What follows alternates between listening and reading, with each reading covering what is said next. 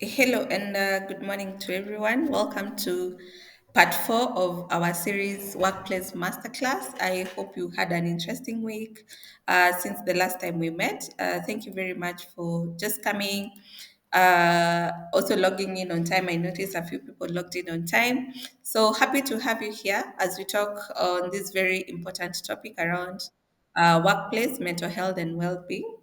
We are ACCUREX, and my name is Purity.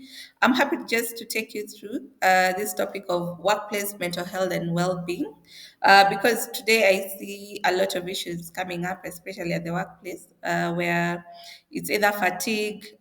Some people want to call it work-life balance. There's a lot of stress. There's burnout. So how can we be able to sort these things out? One at our own individual level and also at the organizational level. So for today, I've prepared, this is what I purpose or hope to cover before we finish our session this morning. We've slated it for 1 hour. I'll try my best to be done in about 50 minutes. Then we'll have a Q&A at the very end of about 10 minutes. So feel free to, if you have any questions, engage with us. Let's see how this webinar will go, but I'm happy to just engage you as we go. So this is what we are hoping to cover. The importance of mental health. Why is it important? Signs to identify stress, burnout, and declining mental well-being. Another thing is strategies of creating a mentally supportive workplace. So this one will target more around managers or supervisors, and then discover effective mental health initiatives and tools. Like today, we see so many tools going on around. Some we are able to access them on our phones, so we'll tell you which ones are the best to go for, and then the role of leadership in organizations for mental health. So for today, I'll want to engage you. How are you feeling today on a scale of 1 to 10? How are you feeling? One being the lowest and 10 being the highest. So how are you feeling today? You can raise your hand, tell me, or you put it on the chat box. Let's see. How are you feeling today? Mary Wairimo is feeling at an 8. 8 is amazing. Clement is happening. That's at a 2. Thomas is at a 3. Embu Hotel is at a 7. Dorcas, Joan, 4. So why am I seeing more on the lower side of 10? All right, let's get more. Victor is at a 5. Maureen, the ones that are at a 9 and an 8, they need to give us the secrets. Olivia is at a 6. Hapo tu katikati. So we'll identify. Maureen, your hand is up. Do you want to speak? You can just unmute and talk to us.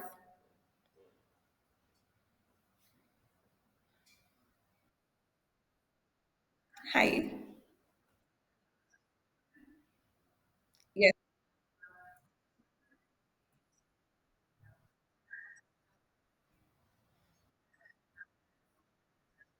Mm-hmm.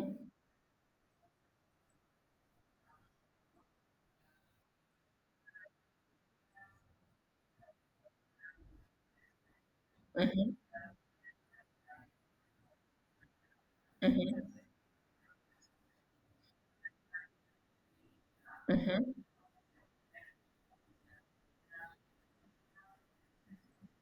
Okay.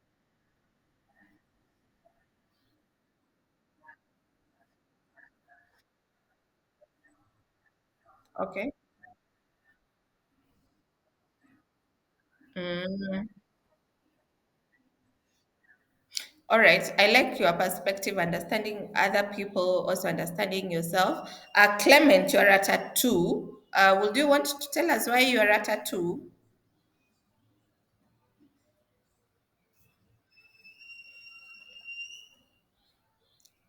Okay, let's proceed. So as I think as we continue with the webinar, then now you are able, we'll try to give you a few ways either you can manage yourself, and also if you have a team. I think it was Miriam who was speaking earlier. Uh, how you are able also to manage, Maureen, how you're able to manage that team. All right, I will start with a quote here that says, mental health is not a destination, but it is a process.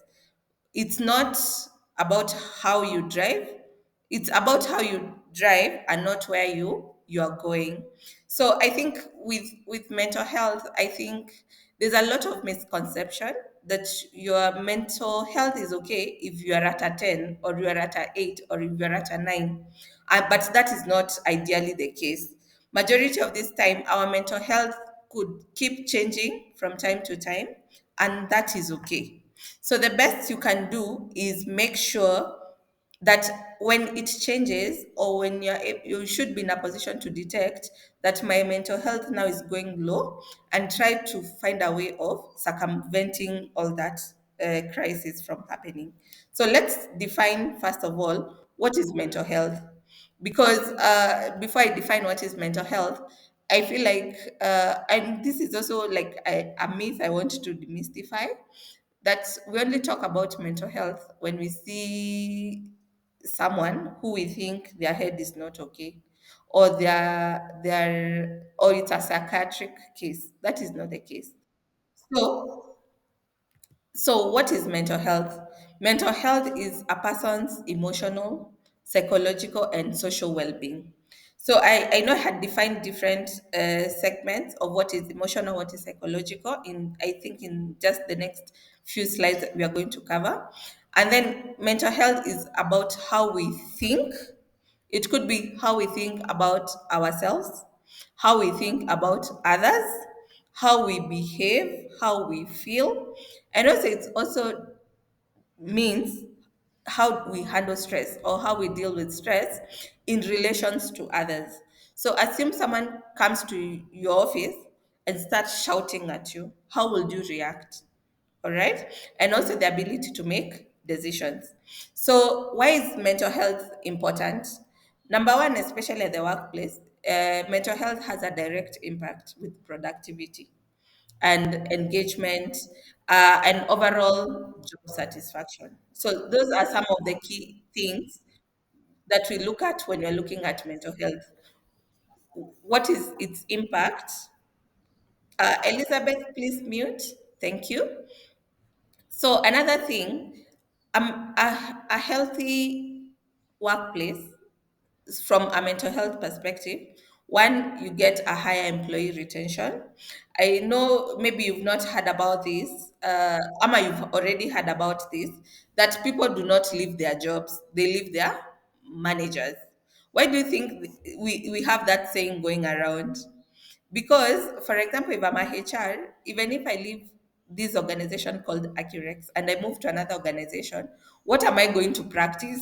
I'm still going to practice HR. It's not that I'm going to change my job, it's only that maybe I'm changing the environment and the people that are in that environment. Okay. So that is the purpose of mental health. Then there's the reduced absenteeism. I'll show you the impact of all this and better performance.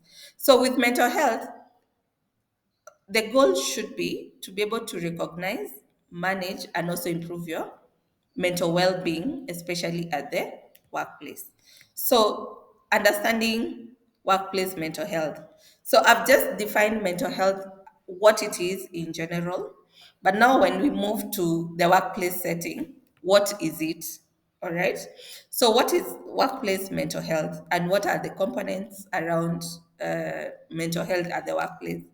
So, first of all, it refers to the employee's psychological, emotional, and well-being. So, I had just down below, you see, I had tried to define what is emotional. So, emotional deals with anything with stress, anxiety, and emotions themselves. Psychological, are you comfortable to express your fears? Are you comfortable to express an issue if it is there at the workplace? Then the social well being is your relationship with others. Those are around you, maybe those people you work with in the same department, your relationship with your managers, your superiors, if you're a manager in this case, and then the cognitive performance. Cognitive means, are you able to solve problems? Are you able to stay productive? Are you able to maintain a focus when you're at work? So that is what is mental health at the workplace, all right? So, why mental health is important in the workplace is, as I had earlier mentioned, you see, there's the issues of productivity, job satisfaction, reduced burnout. We'll talk about burnout in just a few. Employee turnover, people leaving their bosses but not leaving their jobs, and then overall company culture.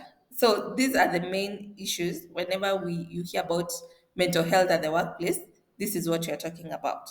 So I will just ask a quick question here. Why do you think mental health is still stigmatized at the workplace? This one I'd love to hear from you guys. Why do you think mental health is stigmatized at the workplace? Anyone can raise their hand, I'll give them a chance, or you just put it on the chat box. Why is mental health stigmatized at the workplace? Stigmatized will also mean like it's not something that is common or people shy away from it. Why do you think this is the case? Anyone, you can raise your hand, then I give you a chance.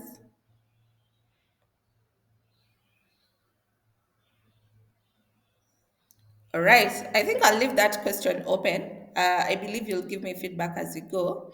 So, what is the cost of mental health, of poor mental health at the workplace? Because if it's important, then it means there's a cost either attached to it or a cost that will definitely come out of it if it is not taken care of. So number one is decreased productivity. During my research, I noticed, I came this across these statistics that stressed employees work 30% less efficient, right? 30% is a lot because assume we have an 8-hour day. It means almost for 3 hours, they're not doing anything. And then there's the increased absenteeism. This one was very weird statistic that I saw that over 12 billion work days are lost globally, and those are many, many, many, many work days. If you convert 12 billion into years, it's almost like 1,000 years. So, and that's a lot of days that you're losing because of absenteeism. I know there are instances when people wake up and say, leo sijifeel kwenda job.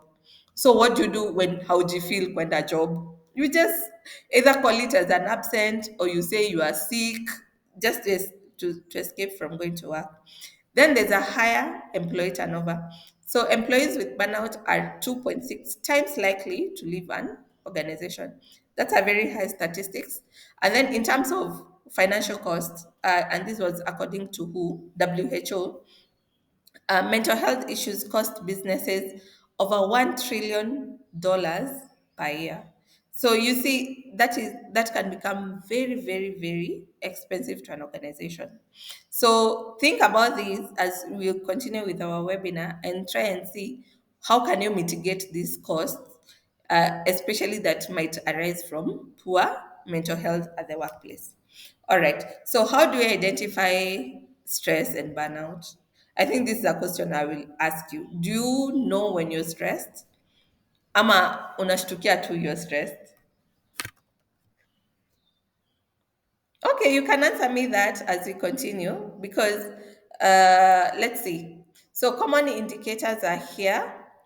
Emotional, uh, common indicators of workplace stress. One is emotional, physical, and behavioral. So, depending on which stress you're getting or where you're getting it from, it might affect either of the three. Sometimes it affects all of the three, but majorly maybe one or two. But let's see. So, for emotional, you'll find like you're easily irritated by things or people, you're anxious all the time, or you're just nervous. Then there's frequent mood swings. 1 minute you're happy, the other one you're sad. Others you don't want to talk to anyone. So those are related to emotional. Then the other one is physical. Physical, and I think we have a lot of this. You always feel a headache is going on in your head. So that could be a number one indicator you're having or you're experiencing stress. Then the other one is fatigue. You wake up at 6 a.m., you're just feeling tired, and you've already slept for 8 hours. So you can imagine you wake up at 6 to go to work, and you're like, hey, today I'm feeling so tired. So there's also the muscular tension. You just feel like your shoulders are up all the time. Then insomnia, this is losing sleep at night, or the time you go to sleep, you're not able to get the sleep. Then the behavioral, this one, I think we see it a lot, especially at the workplace. Someone is just procrastinating. They're not very keen to either maintain deadlines or just work within a team. Withdrawal from colleagues. Maybe there's a common place you go for lunch around your office. This person is not interested to go out for lunch, and then decreased performance. So by the time you notice this decreased performance, ideally, normally it's too late into that stress management cycle. Because assume you do a performance appraisal after every 3 months. So you see, you'll only notice this person performance is getting affected at the end of the 3 months. Yet these are some things that could have been detected earlier. So recognizing burnout. So the difference between stress and burnout, stress is like level one, hapa chini. But then when we move to burnout, now it becomes chronic stress syndrome. So it is at a higher notch, all right? So this one could be feeling emotionally exhausted, like you just don't want to deal with anyone, you just want to keep quiet or just stay indoors away from people. You also get disconnected from work. Maybe you're just going to work for the sake of going to work. Then these at the workplace, it will be a reduced sense of accomplishment and motivation, where you also feel like maybe the work that I do is not important, it doesn't have any impact. So those are signs of burnout. Then cynical or negativity towards tasks. I think that one is very similar to that example I've given, that you don't feel like anything that you do has an impact or is helping the organization. So let's quickly do a small exercise where you are. It's a deep breathing exercise. This one is very good, especially when you feel this sense of stress trying to overwhelm you. So I'll do with a timer here. Let me just turn on my timer. Timer, yes, perfect. Uh, so we'll do 4 seconds and 6 seconds. You ready, guys? Wherever you are, feel free. So we'll inhale for 4 seconds deeply. Deeply is until you fill your lungs with air. All right? For 4 seconds, we'll do a repeat for like 2, 3 times, and then we proceed. And then you'll tell me how you feel after the exercise. So the first round, we are inhaling for 4 seconds. Exhale.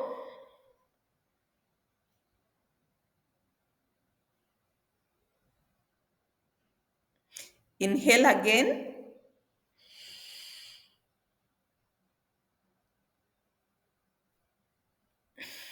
Exhale. Inhale again.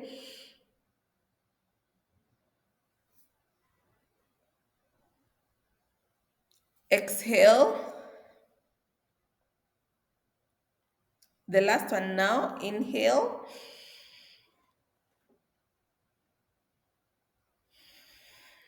Exhale. How are you feeling now? How are you feeling? We've done a breathing exercise. How are you feeling? Give me a thumbs up if you're feeling better.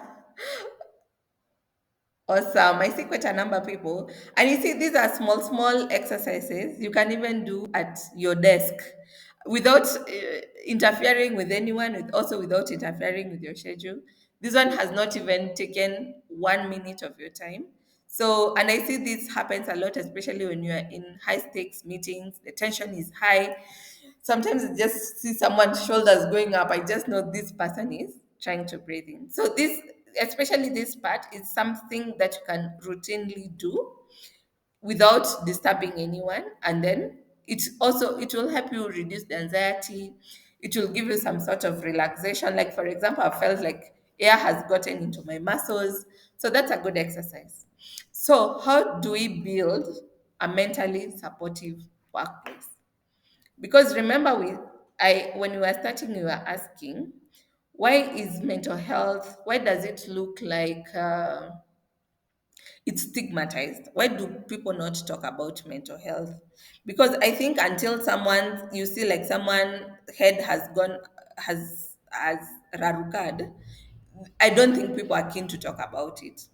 But say before we get to that stage, how do we build this mentally safe place where people can talk about mental health at their workplace?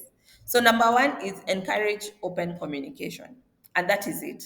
So, someone can say anything without judgment. I know there's a whole trend going on that we listen and we don't judge. I think that is very good because now this one opens up airwaves. Like people can just either bring up their concerns, give suggestions, and all that, and then create a culture of openness.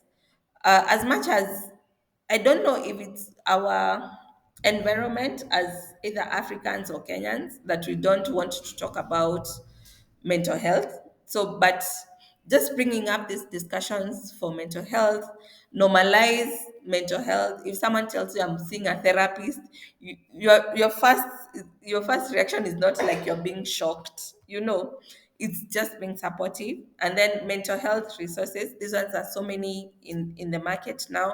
We have counselors, we have therapists. I was talking about. We have wellness programs.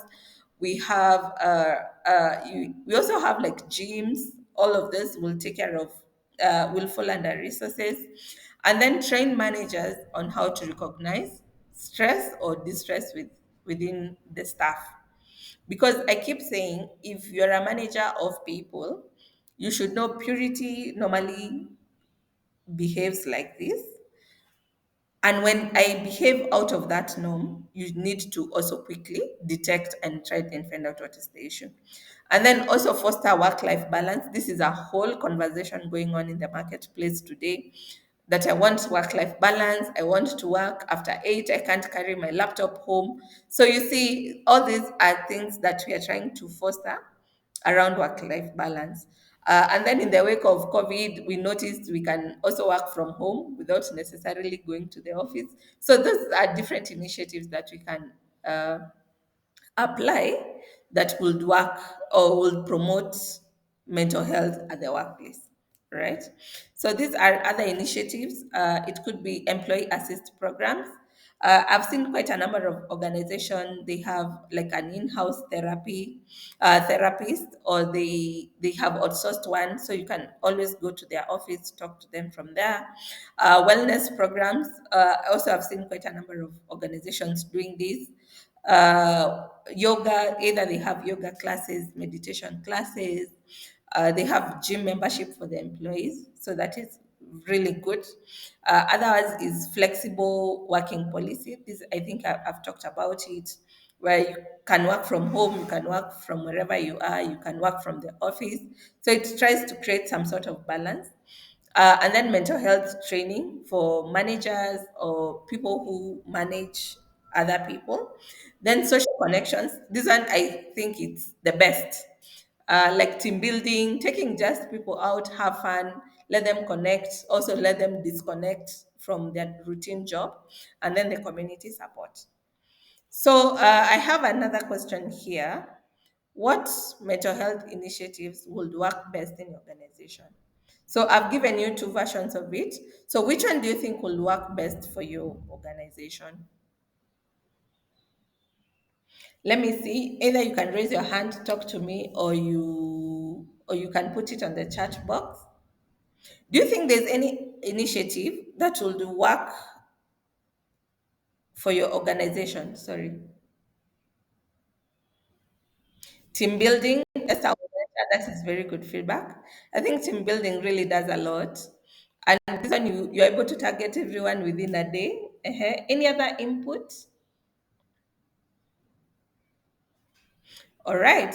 Thank you very much. Katsi, work-life balance. I think that one is also really nice. Maureen, fitness initiatives and team building. So I think these are things we are able to maintain or promote also in our organizations. So let's move to the topic of building resilience and well-being. Because remember, with mental health, you need to have a buffer of some sort.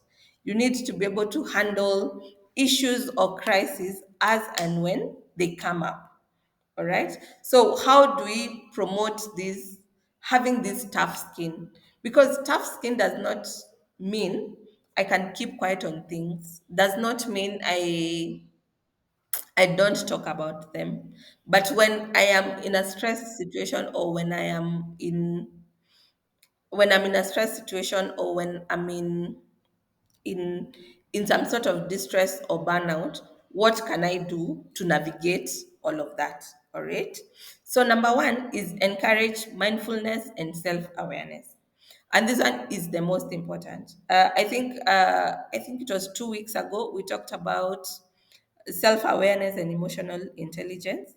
So you can always either go back to that class if you had not joined, see what we talked about, especially when around mindfulness and self-awareness. So some of the things you can do from this topic is journaling.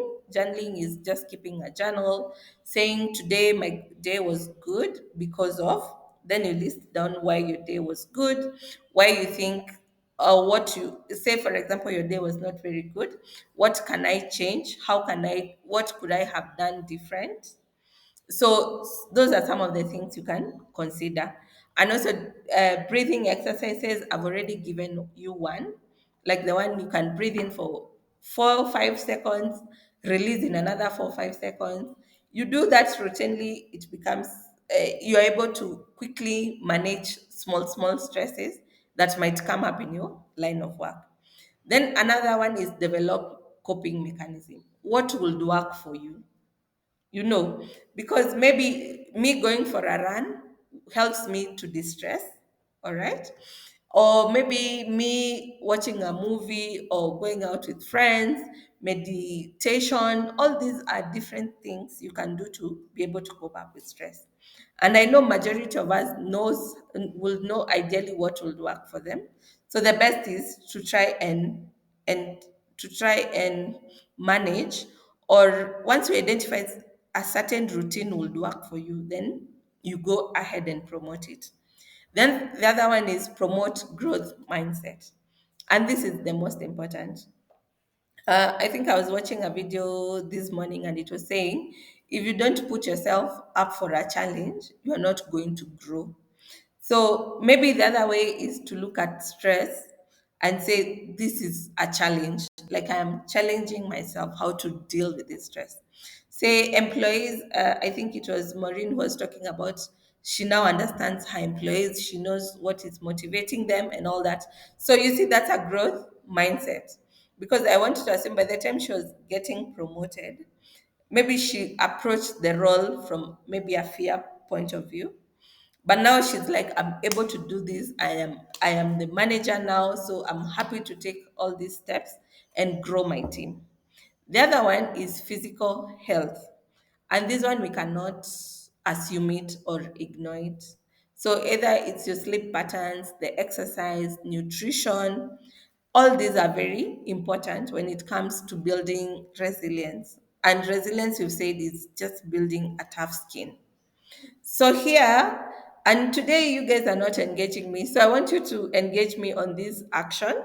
So write down one action you can take this week to improve your work-life balance. So put it on the chat box, or you can raise your hand. I'll give you a chance to tell me what are you doing this week to promote your work-life balance. Anyone? You can put your hand up. You can put it on the chat box. I'll give you a few minutes. Thomas is saying sleep and exercise. I think that's very good. Van Venancy, yeah. Journaling. Journaling is very good. Uh, Maureen, physical health, sleep. I like the sleeping part.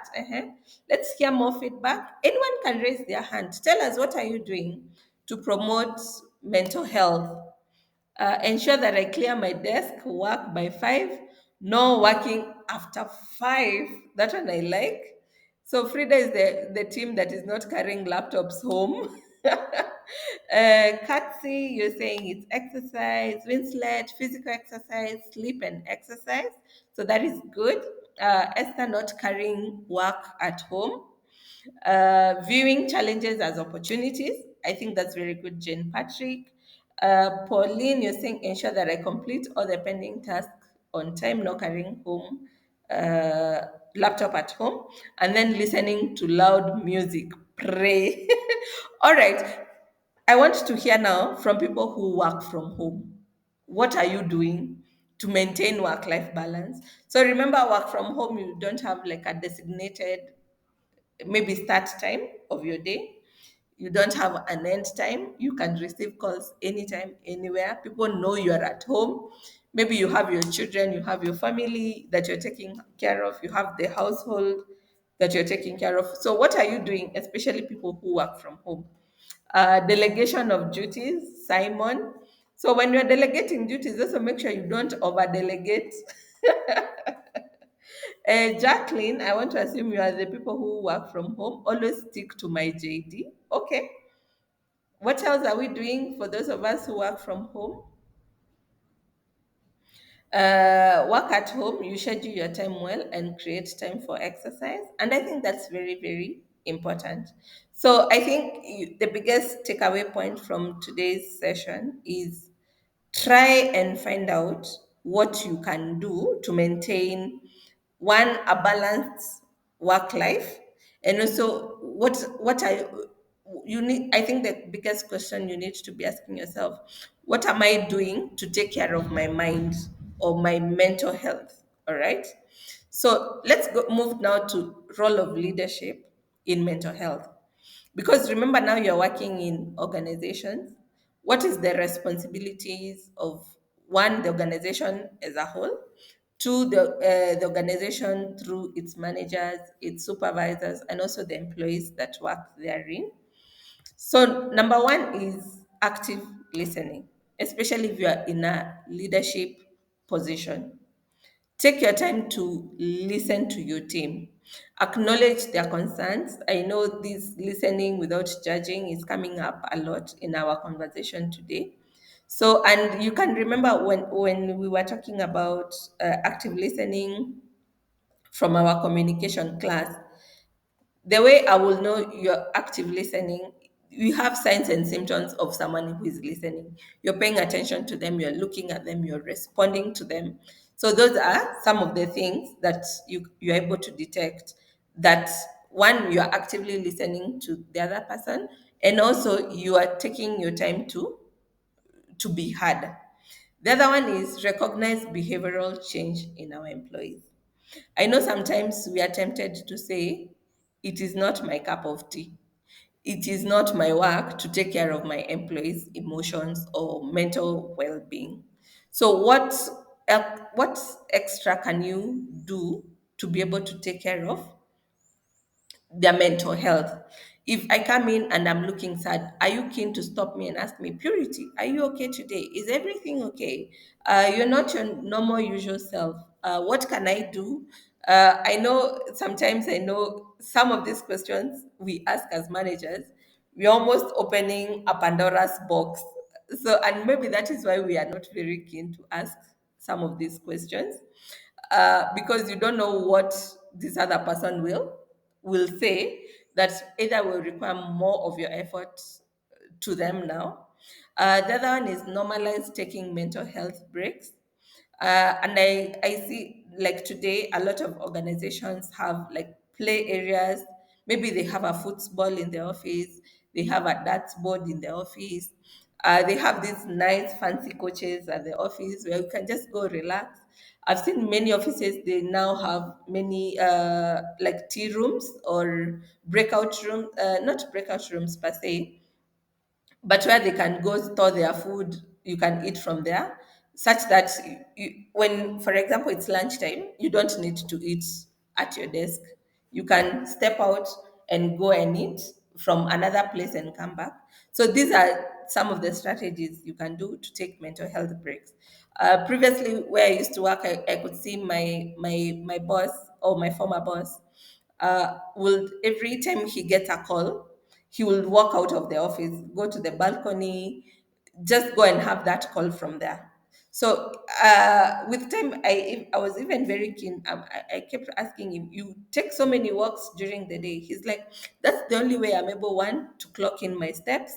The other way is the only other way. It's also a way that I get to detach myself from the situation." So you see, for example, like now him being my manager at that point, I was like, oh, Kume, I can take phone calls when I'm walking in the corridor or when I'm now stretching, maybe having some sun on my face. So that could be also another thing that you can do to be able to take mental health breaks without necessarily saying, nimefunga kazi, nimeenda. All right. Then the other one is lead by example, and this is very true. Like the very example I've just given a few minutes ago, like I saw my boss doing that. So you see, it's very easy. Me as a normal employee, in that case, I quickly replicated that.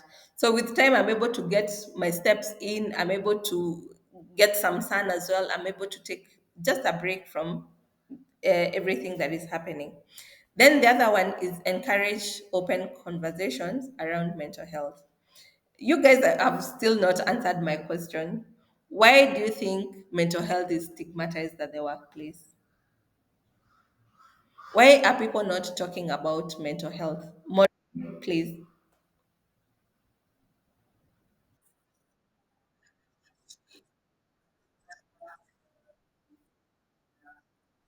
Mm-hmm.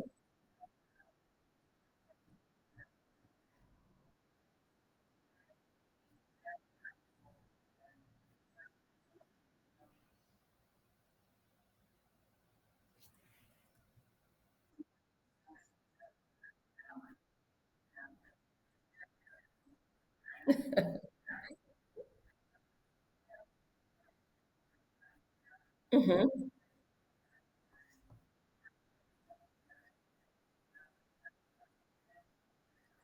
Mm-hmm.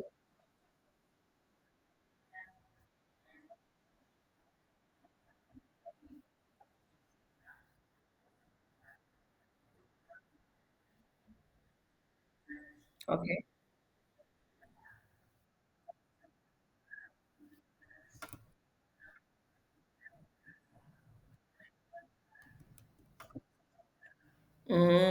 I see.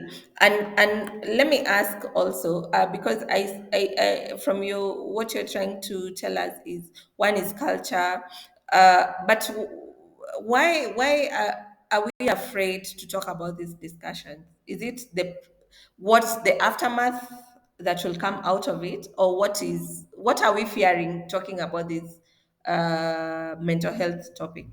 So, Vivian, I'll give you Winnie in a second. Winnie, please go first and then I'll read the comments. Winnie, you can just unmute yourself, please. Good morning.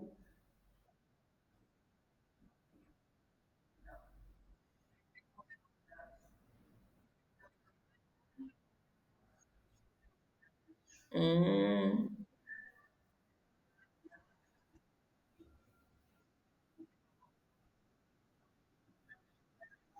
mhm.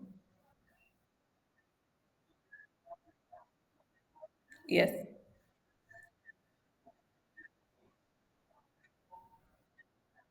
Mm-hmm.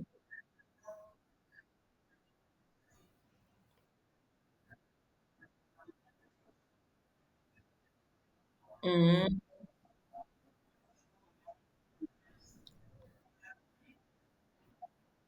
mm,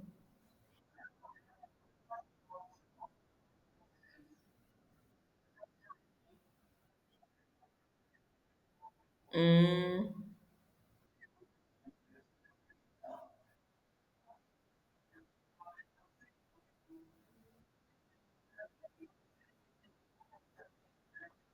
mm.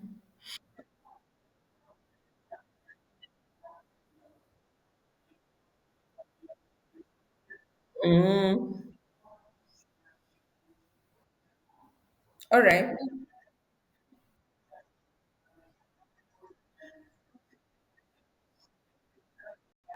Mm-hmm.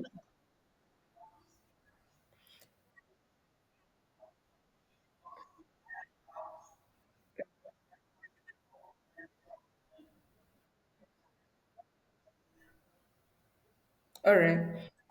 Thank you so much, Winnie. And I think what you're saying is very true that a lot of people today are walking around with brave faces. Yet, one, they don't know who to talk to. Two, and if they talk to you, there's no that confidentiality. And I think that is, I think one of the biggest thing that people are fearing around, that once I tell you something, you're going to air it out. It's going to be part of office gossip. It's going to be part of office politics. People might think you're running mad, so you might easily be either skipped for a promotion or opportunities that are coming up. So thank you so much, Winnie, for that. I see a few comments here. Vivian was saying mental health is a new area that people are yet to understand and normalize to talk about it openly. And that is true. As much as you want to say mental health is new, it has been there for quite some time. But I think we have not embraced it for what it is in our workplace. Then Winnie says, I think it's because people think it is personal and they should not bring their issues at work. And when they bring their issues, they seem as weak, maybe. And that I think that is true because the moment I want to assume, the moment you say, I'm having this kind of stress, maybe the first perception is weakness. You know, Ama, she's not capable. Ama, there's, I hear a lot of managers saying, she has too many personal issues. You know, every 2 months she brings up an issue. So you see, that's the stigmatization around mental health in the workplace. And then I saw another comment here. This was very interesting. Being judged, I think that is very true. Fear of victimization, that once you show people or tell people something, they might use it against you. Uh, Winslet, you say you're being profiled and colleagues discussing you every now and then. So is the issue with managers or with HRs? Because I want to assume we're the people who are handling a majority of these issues that are coming up. So where is the dislink? You get issues either reported to your workplace, and now already they're on the office floor. Felicity is saying, I think we are afraid of how we will address the feedback given. Then, because some things are personal, the reasoning that your colleague are not necessarily your friends. I don't know where that quote came from, that our colleagues are not our friends or our family. I've had that quite a bit. Because now I'm wondering, remember, we spend almost 75% of our life or our wake up time at the office. What does that mean? If we wake up at 6 a.m., for example, you are at the office at 8. So 8, you put in 8 hours. So potentially you'll be until 5 p.m. Sorry. So you've already put in 8 hours there. So from 5, potentially you'll get to your house maybe 7 or 7:30 or 8 p.m. again. Then you sleep for another 6 hours, 6 or 7 hours. So potentially the time you are awake, you're spending it at the workplace. You see. So if you're spending it at the workplace, as much as these colleagues are not our friends, but they're your first line of contact before you go back to your family, before you go back to your friends. These are the people you're spending majority of the time with. Then Carol says most organizations in the global south lack procedures and systems in place to address mental health issues from their staff, and that I agree, because I want, and I also want to demystify this. I think it's also a wrong notion going around that HR managers are therapists. They can hear you, but potentially they should be able to refer you to a professional. So, what systems have you put in place? I talked about organizations which have maybe a counselor on site, especially if it's a big organization. If it's a small organization, I know they contract like a therapist. Employees can always go to their office and get their issues sorted. And then Jacqueline says, sorry, I think I've lost that. There's so many comments here. So critics and judgment of colleagues, trust issues. We don't trust a lot of people in the organizations. In our African culture, it's deemed to be a taboo to talk about it.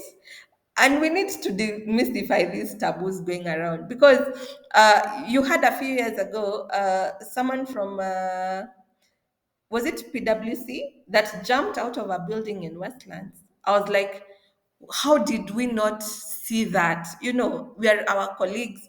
We go to for lunch together. We go. We also do team buildings together. You sit next to that person.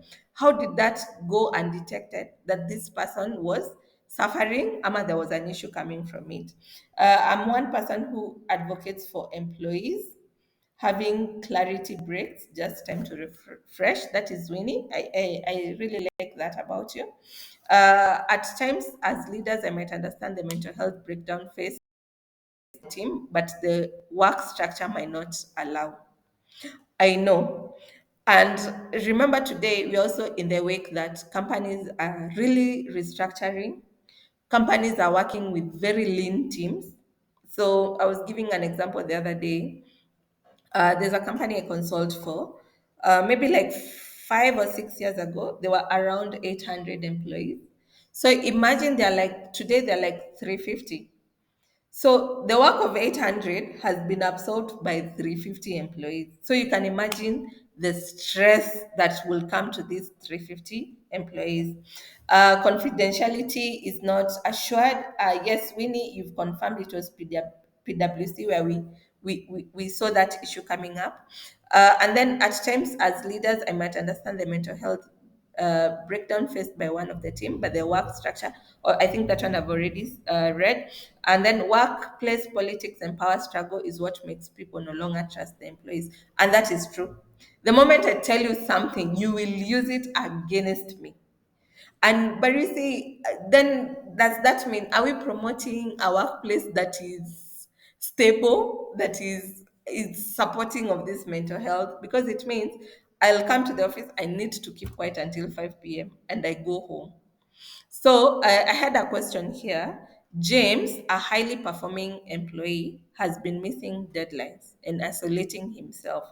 His manager notices this. He looks exhausted and disengaged. What should the manager do? Because remember, now we are at the workplace, we are the leaders. You've noticed this, and it could even be your colleague. Forget about being a manager. It could be your colleague that you collaborate on a task or a project, but he is not pulling his weight. So what will you do if you are put in that position? So number one is recognize behavioral changes. And this one is very easy to notice. I want to assume so, especially if you've worked in a place for 3, 4 months, you should be able to know Purity's pattern. This is how she behaves in the morning when she comes in. I know some people in the office, if they don't say hi to me, I will definitely know there's a problem because their behavior or their culture is they come, they say hi to everyone. So if that misses, then I'll be the first one, or I'll be quick. Just go to their desk and ask them, Sasa, how are you doing today? How are you feeling? I noticed you came in, you did not greet us. What could be the issue? And then approach with empathy. Empathy, we say, is putting yourself in other people's shoes. Assume you are the one who was going through that crisis. How would you want to be handled? And if you have wanted to be handled in a certain way, how can you also handle people in that similar way? Then offer support options. We've talked about support options. EAPs are employee support programs. It could be counseling, we've talked about it. It could be therapy, it could be team building. I see a few people have mentioned that. It could be flexible working hours, especially if the organization can accommodate that. So, what can we do now at our own level? So, today there's a lot of apps going on. These are things you're able to access them on your phone. They are free of charge. So this is something you can always look out for. On top of my list is Headspace. This one you can use it for meditation, mindfulness. I think sometime back there's a clip we played in one of the previous webinars that gives you like a guided meditation of some sort. There's another one called Calm. These are apps, but there's so many in the market. So whichever is either you find friendly, you can just keep trying them and see what will ideally work for you. Calm, it's more focused around stress management and better sleep. BetterHelp is an online therapy platform. They have free packages. There's another one also called Your Dose. So that one is also very good. They always have counselors, therapists online at all times. And also it's a free forum. So for organizations maybe that you don't have a budget, you can introduce that to your teams. Then let's quickly, I know when we are starting, I asked you, how are you feeling today? We're almost coming to the end of our webinar. So I'll also want to throw back a few questions to you this morning. So on a scale of 1 to 5, how would you rate your sleep quality? Yes, you're sleeping, but how is the quality of your sleep? Let me see a few feedbacks. How is the quality of your sleep on a scale of 1 to 5? 3, 4, okay, 5. 5, you must be sleeping soundly. Esther is at a 2 and also Felicity. Kuko mwingine hata amepita amesema 6. Sophita is at 1. So you're sleeping and maybe you're not sleeping completely or not fully. Daisy is also at 1. So you can see it looks very different for different people. Let's measure another thing. I'll want to close that there with Winnie as the last one. Let me give you another one. You tell me. Energy levels on a scale of 1 to 5. What is your energy level? Say this morning, Clement, you are maintaining a 2. Okay, 4, 3. Okay, there's a 5 there. That's a good energy level. Okay, there's also a 2 there. So others are feeling very energetic, others not too much. Joshua ameamua kufanya 3.5, which is good. Judith is at 3. We'll stop that rating there at Judith. So let me give you another one. Work enjoyment. How are you enjoying your work on a scale of 1 to 5?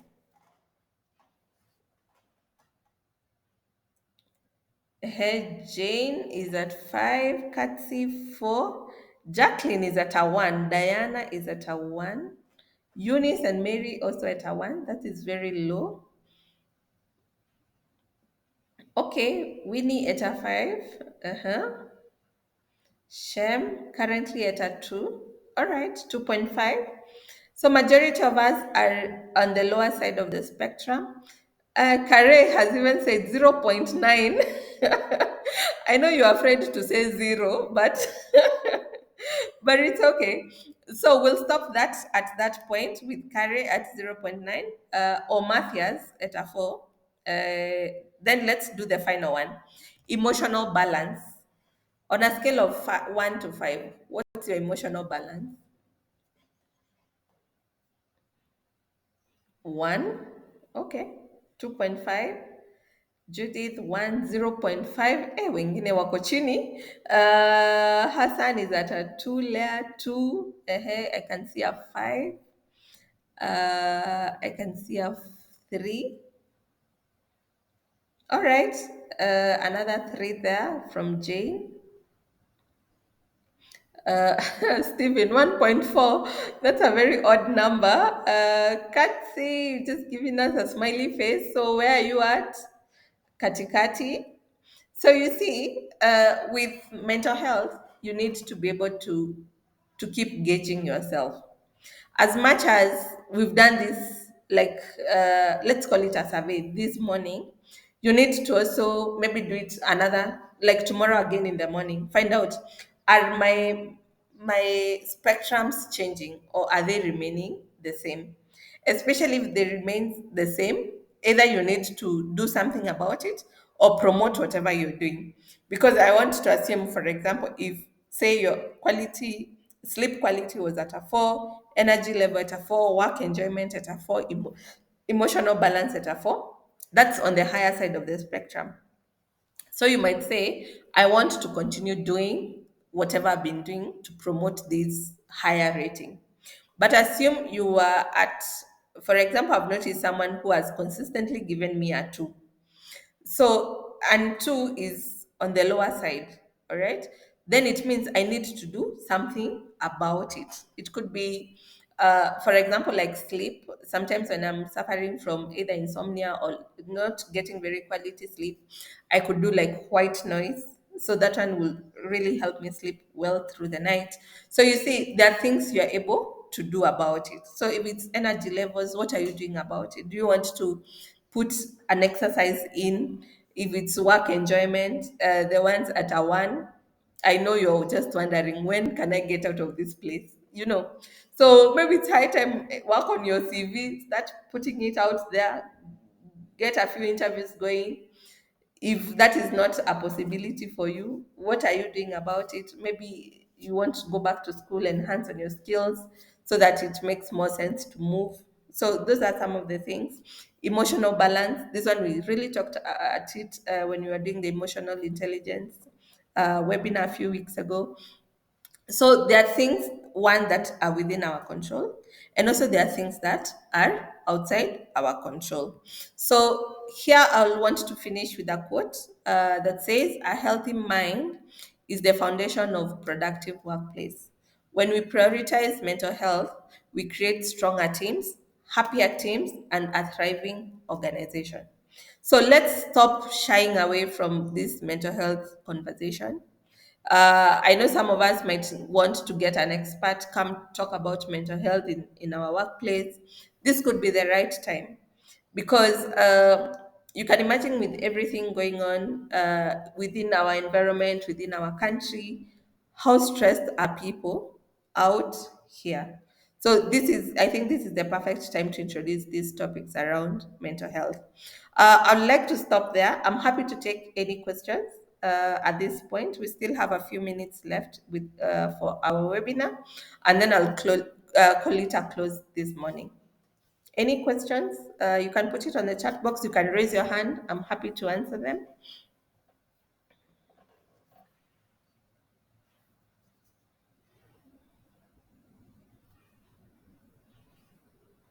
Any questions? Any questions?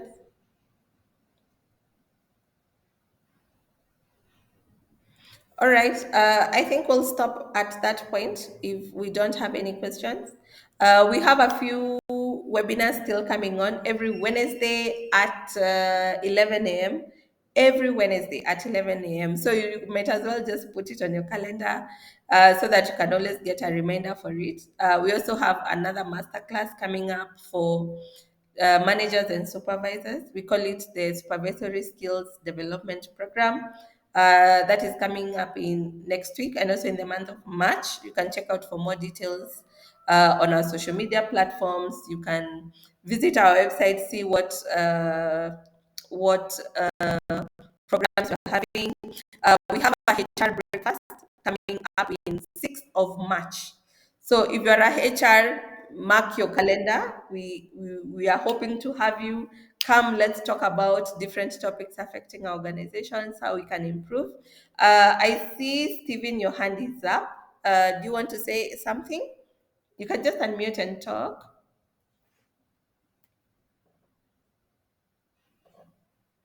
All right. So about the HR breakfast, it will be happening in here in Nairobi, in Westlands. We've not yet really confirmed the venue. So potentially it's in Westlands, Kilimani area. So that I believe is it's possible.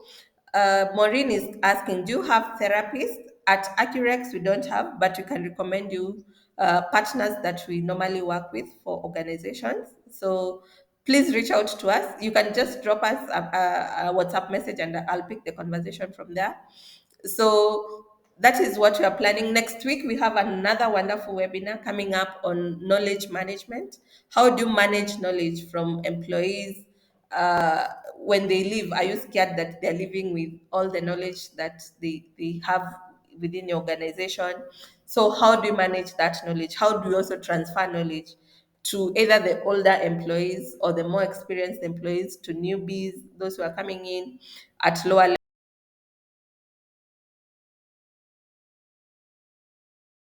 So that is it from us this morning. Thank you so much for joining us. I wish you a well mental health day and the rest of the week.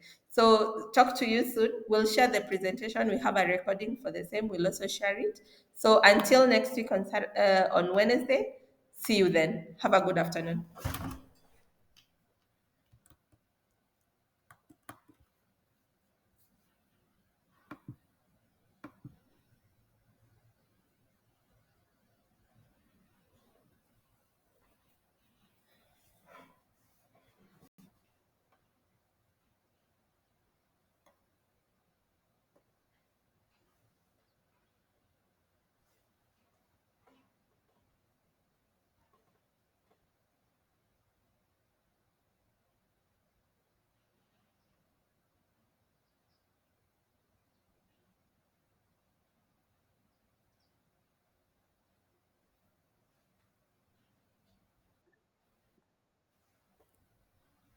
Plastic certificates not sent.